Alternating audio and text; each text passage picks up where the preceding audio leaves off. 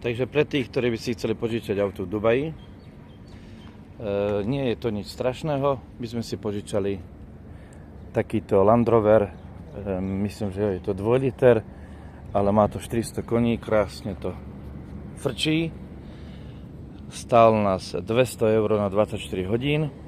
Nebolo treba dávať žiadny depozit, jediná nejaká podmienka tej požičovni bolo, že šofér musí mať viac ako 30 rokov, myslím 30 do 60. Sú tam neobmedzené kilometre, to znamená, že koľko prejdete, pochopiteľne toľko prejdete. Ono vlastne sa tu nedá ani nejako tomu vypalovať.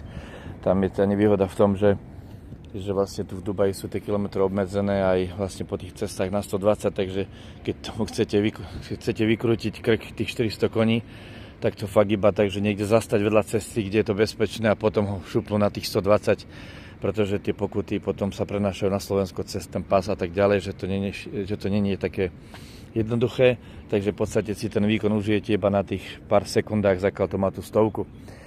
To isté vlastne s nejakými autami športovými, keby ste si požičali nejaké Ferrari za 400 a tak podobne. Takže áno, je to ten pocit toho tlaku, ale vždy je to o tom, že keď to chcete dať na 200 a cítiť tam tie kone, tak to proste nie je možné. Tá ďalšia vec, na ktorú treba upozorniť, je, že vlastne keď sa chcete presúvať po Dubaji, musíte mať svoju vlastnú navigáciu. Znamená to, že buď si platíte dáta zo svojho telefónu, ktoré sú veľmi drahé, pretože tie autá nemajú, tak ako v podstate všade, nemajú svoju navigáciu. Musí sa to prepojiť cez buď Android Auto, alebo teda vlastne cez ten Apple Card, ako dobre hovorím, s tým, že dáta sa dajú kúpiť v každej také predajni, nejakých obchodných centrách, kde vám s radosťou poradia tí pracovníci. My sme si kúpili dáta teoreticky, pretože to máme na 24 hodín, aby sme mali tú navigáciu cez potom telefón a s tým, že je to cez Waze, tak sme si kúpili dáta za 4 giga, to je za 14 €. Sú tam potom aj rôzne tabulky, že to je vyššie, ale teoreticky na ten jeden deň, alebo na tých 24 hodín to nie je potrebné, pretože to auto, respektíve tie dáta na tej navigácii toľko nezožerú. Keď máte ten Android, tak nebude treba vôbec prehadzovať, Apple Card, nie je treba vôbec prehadzovať vlastne tú kartu z mobilu do mobilu, dáva tam tú dubajskú, pretože sa to dá nejako nasnímať, tak, ale to sú už veci ohľadne toho telefónu.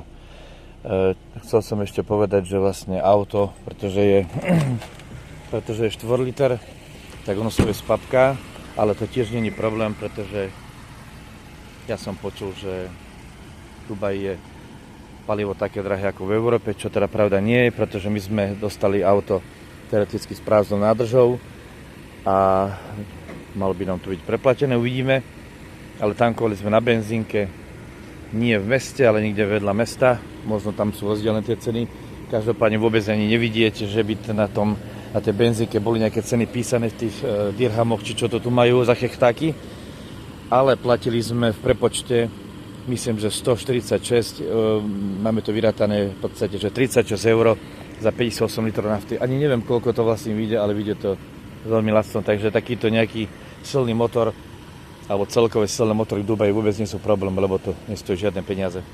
Takže netreba sa vôbec toho báť, depozit tam nebol žiadny, 200 €, samozrejme je to o tom, že začína to pri nejakej stovke, u nejakých ekonomických autách, idem také odzačie, a potom to končí možno aj pri nejakých, tam bolo treba z dispozícii aj ML-ko, to biturbo 600 koňové za 550 €.